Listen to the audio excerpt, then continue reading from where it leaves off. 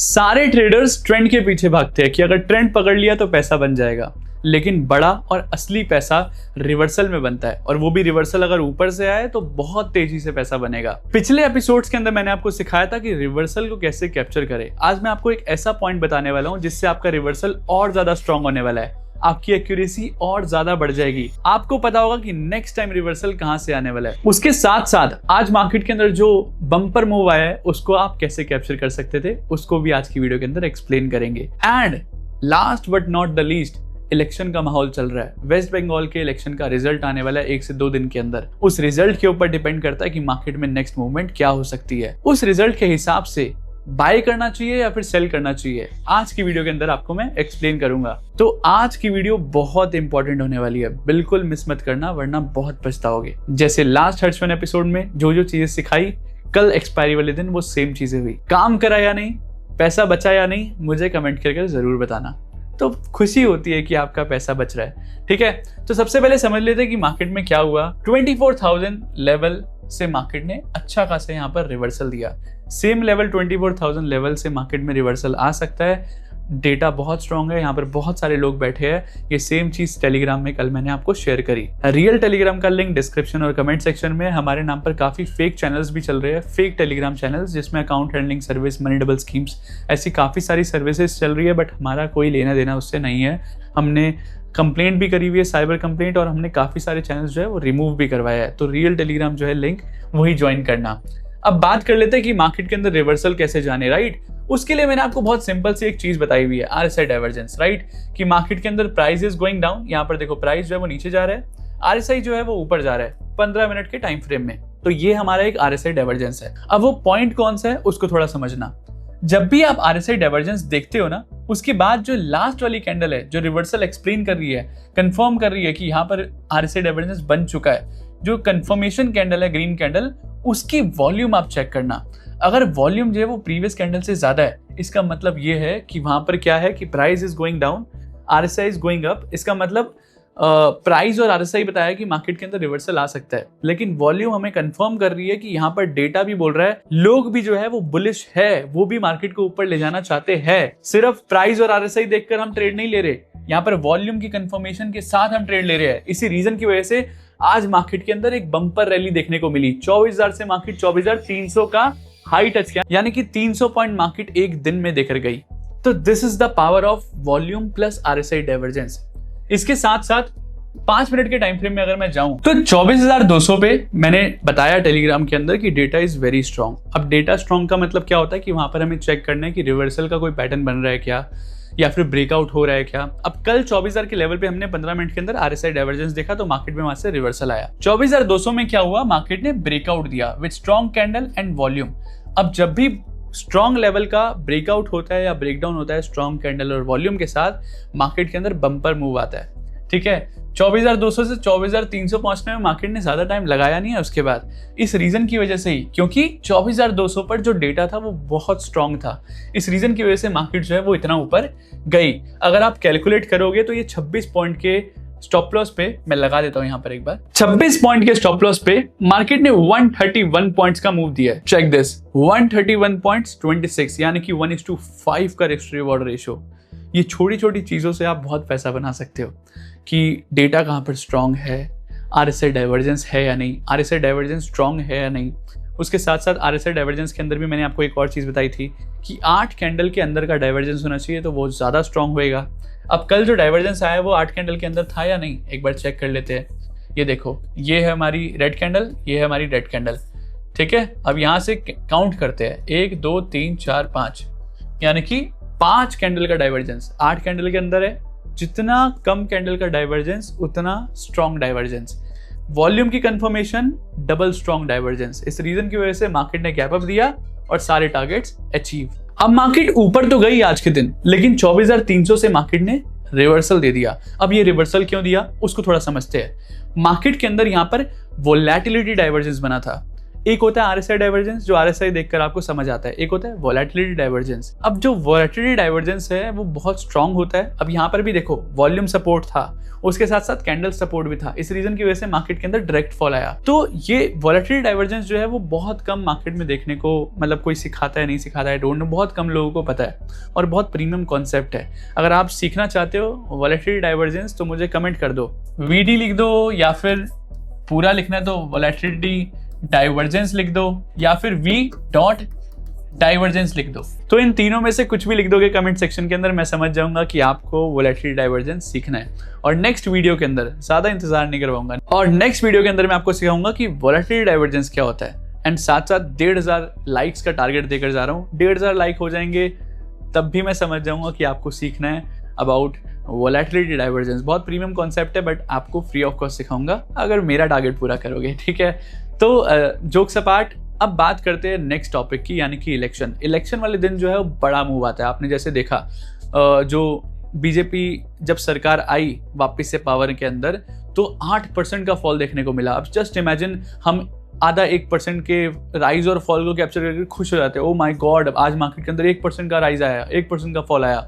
Just imagine अगर आप 8% का फॉल कैप्चर कर लो, कितना पैसा बन सकता है एक दिन के अंदर। महीनों का पैसा एक दिन में बन सकता है, और आप वो कैप्चर भी कर सकते हो अगर आज की वीडियो पूरी एंड तक देख ली, क्योंकि मैं आपको बताऊंगा कि इलेक्शन के बाद मार्केट के अंदर किस साइड मूव आने वाला है। आपको बाय करना है या फिर सेल, आपको खुद समझ आ जाएगा।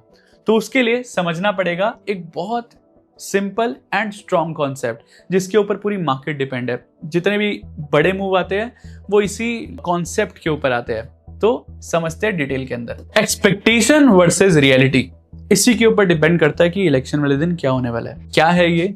एक्सपेक्टेशन मतलब हमें क्या लग रहा है, रियलिटी मतलब क्या हुआ। मोदी जी 300 पार आएंगे, बीजेपी 300 पार आएगी, ये एक्सपेक्टेशंस थी, वो नहीं आई, मार्केट को 8.5% गिरा दिया।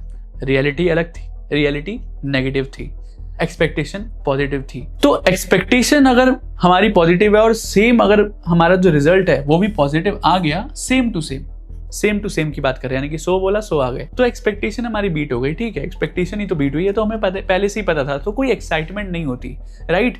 लेकिन अगर एक्सपेक्टेशन है 100 वॉट की, यहां पर आ गए 105 वॉट या फिर 102 वॉट, 100 वॉट से 2 वोट भी ज्यादा आ गए ना, तो एक्सपेक्टेशन बीट हो गई, एक्सपेक्टेशन से ज्यादा आ गया रिजल्ट। इसका मतलब पॉजिटिव चीज है, एक्स्ट्रा पॉजिटिव।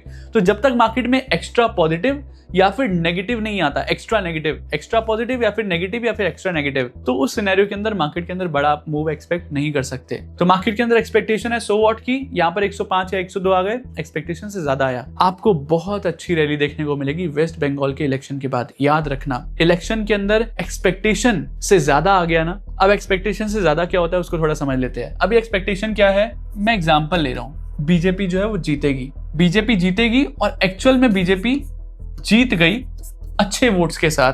तो वेस्ट बंगाल के इलेक्शन के बाद मार्केट के अंदर रैली जो है वो एक्सपेक्टेड है। इसके अंदर भी एक पॉइंट है, एक्सपेक्टेशन जो है वो बीजेपी की जीतने की तो है, लेकिन कितने वोट से जीतने की एक्सपेक्टेशन है। अब ये कैसे आपको पता चलेगा? ये आपको पता चलेगा पोल से, जो मार्केट से इलेक्शन पोल होते हैं ना, इलेक्शन पोल से आपको पता चलेगा। अब इलेक्शन पोल आपको कहाँ देखना है? आज शाम को 6:30 बजे जो है वो इलेक्शन पोल जो है वो आने वाले हैं, 6:30 बजे के बाद। उसके बाद आपको समझ आएगा, न्यूज में हर जगह आपको खुद दिखने लग जाएगा कि टीएमसी जीत रही है, यानी कि ममता बनर्जी की पार्टी जीत रही है, या फिर बीजेपी जीत रही है। आपको खुद पता चल जाएगा कि मार्केट की एक्सपेक्टेशंस क्या है। न्यूज खोल लो, कोई सा भी न्यूज खोल लो, वैलिड अच्छा न्यूज चैनल खोलो, एक्सपेक्टेशंस देखो, एक्सपेक्टेशंस आपके सामने होएगी और उसको बीट अगर हो गया तो मार्केट के अंदर एक बढ़िया मूव आ सकता है। एक्सपेक्टेशन अगर मान लो टीएमसी जीत रही है, ये आ गई गलती से, तो हो सकता है कल ही मार्केट के अंदर नेगेटिव मूवमेंट आए। मैं आज आपको बता रहा हूं कल मार्केट के अंदर मूव क्या आ सकते हैं। एक्सपेक्टेशन अगर ममता बनर्जी की आ गई पोल्स के अंदर, तो मार्केट के अंदर कल भी आपको नेगेटिव मूव देखने को मिल सकता है। लेकिन अगर बीजेपी की आई तो कल जो है वो आज का जो ट्रेंड था वो कंटिन्यू रह सकता है। तो ये भी एक सिनेरियो है जो कल का मार्केट का भी आपको एक मूव जो है कैप्चर करने का मौका देता है। अब अगर एक्सपेक्टेशन है बीजेपी की जीतने की और अगर रियल रिजल्ट्स के बाद बीजेपी नहीं जीती, याद रखना ये मेरी बात, नहीं जीती, तो मार्केट के अंदर एक बहुत अच्छा फॉल देखने को मिलेगा और आप उसको कैप्चर कर पाओगे। हो सकता है कि गैप डाउन खोल दे तो फिर कैप्चर ना कर पाओ, लेकिन एक क्रैश और एक फॉल जो है वो देखने को जरूर मिलेगा। तो आप बोलोगे कि बीजेपी नहीं आई तो फिर फॉल क्यों आएगा? ठीक है, तो यहाँ पर किसी पार्टी का साथ देना या फिर ऐसा कुछ नहीं है, लॉजिक से बात करते हैं। बीजेपी के अंदर सारे अब स्टेट्स आ गए हैं ऑलमोस्ट, तो जितनी बड़ी पार्टी होती जाती है उसके अंदर जितने राज्य आते रहते हैं, स्टेट आते रहते हैं, उतनी जो है वो स्टेबिलिटी जो है उसके ऊपर डिपेंड कर जाती है कि अगर बीजेपी अब हार गई ना तो पूरा मार्केट इधर उधर हो जाएगा, क्रैश होने के चांसेस है अगर बीजेपी नहीं जीतती है। क्यों नहीं जीतती है? क्योंकि क्यों ऐसा क्रैश हो सकता है? क्योंकि मार्केट के अंदर स्टेबिलिटी डिपेंड्स ऑन बीजेपी। अब बीजेपी क्यों डिपेंड करती है स्टेबिलिटी? क्योंकि वो पावर में है, पार्टी जो पावर में है उसी का चलता है। अगर उसका नहीं चला ना तो स्टेबिलिटी गड़बड़ा जाएगी। बीजेपी बोलेगी वेस्ट बंगाल ममता बनर्जी को तू ये कर, ममता बनर्जी बोलेगी मैं नहीं कर रही, और जब स्टेबिलिटी ना हो किसी भी स्टेट के अंदर तो वहां पे ग्रोथ नहीं हो सकती। अब सेंट्रल गवर्नमेंट कुछ बोलेगी, स्टेट गवर्नमेंट कुछ करेगी, तो ग्रोथ कहां से होगी? ऐसा ही सेम चीज पंजाब में चल रहा है। सेंट्रल गवर्नमेंट कुछ बोलती है, स्टेट गवर्नमेंट बोलती है मैं नहीं कर रही, क्योंकि ओपोजिशन बैठी हुई है। तो ओपोजिशन हटेगी, सेंट्रल पावर आएगी, जिस भी स्टेट के अंदर स्टेबिलिटी आएगी, और उस रीजन की वजह से मार्केट के लिए एक चीज पॉजिटिव फैक्टर जो है वो माना जाता है। इस रीजन की वजह से बीजेपी की जीतने से मार्केट चलेगी और हारने से मार्केट में क्रैश आएगा। तो इट्स नॉट अबाउट इलेक्शन में कौन सी पार्टी जीत रही है हार रही है, it's all about expectation and reality. Again, आपका कोई फ्रेंड है, उससे आपको काफ़ी एक्सपेक्टेशन है कि ये मेरा बहुत अच्छा दोस्त है, ये मुझे कभी नहीं छोड़ सकता, और फिर वो आपको धोखा दे दे तो आपको दर्द होगा, right? It's all about market. Same is everywhere, मतलब मार्केट पे भी इसी लॉजिक पे चलती है। जो इंस्टीट्यूशंस हैं वो भी इसी लॉजिक पे ही काम करते हैं कि एक्सपेक्टेशन क्या है, उसके बाद रियलिटी क्या है।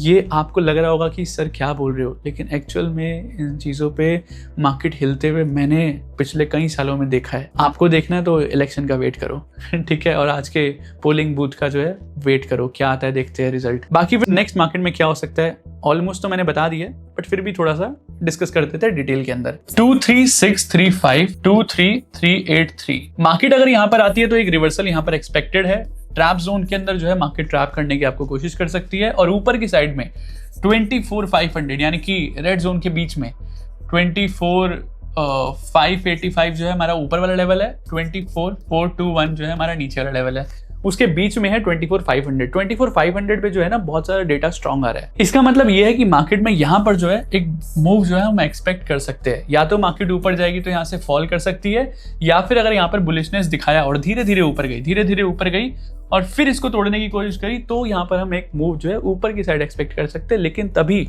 अगर मार्केट धीरे धीरे ऊपर गई, अगर मार्केट यहाँ से एकदम गैप अप कर ऊपर गई, सीधा ऊपर खुली, फिर जो है मार्केट के अंदर एक रिवर्सल के जो है चांसेस बनते हैं। सेम विद दिस कि अगर मार्केट में ग्रीन जोन नीचे आराम से गया तो इसको तोड़ भी सकता है, लेकिन अगर गैप डाउन कर पहुंचा नीचे तो यहाँ से एक रिवर्सल जो है वो एक्सपेक्टेड है। तो ये हो गया हमारा निफ्टी का। अब बात कर लेते हैं बैंक निफ्टी की। तो बैंक निफ्टी तो आज क्या ट्रैप जोन के इशारों में ही नाच रही थी। ओपन होती है ट्रैप जोन पर, ट्रैप जोन से रिवर्सल, फिर ट्रैप जोन से again reversal. So this is the power of trap zone. मैंने क्या बोला, मार्केट इसी के अंदर घूमती रहेगी। और बैंक निफ्टी सेंसेक्स में तो बहुत तगड़े हमारे एस लेवल्स काम करते हैं, मतलब निफ्टी में तो काम करते ही है लेकिन इसमें और पावरफुल काम करते हैं। रेड जोन से अगेन वही सेम चीज कॉन्सेप्ट, धीरे धीरे ऊपर जाएगी तो उस सिनेरियो के अंदर यहाँ से तोड़ने का चांसेस है, और आराम से ऊपर नहीं जाएगी, सीधा गैप अप खोलेगी तो फिर नीचे रिवर्सल के चांसेस है। और सेम विद ग्रीन जोन, धीरे धीरे तो नीचे तोड़ सकता है, गैप डाउन खुला तो एक रिवर्सल के चांसेस बनते हैं। तो this is the power of H levels कि आपको मेरे को ज्यादा समझाने की जरूरत भी नहीं है,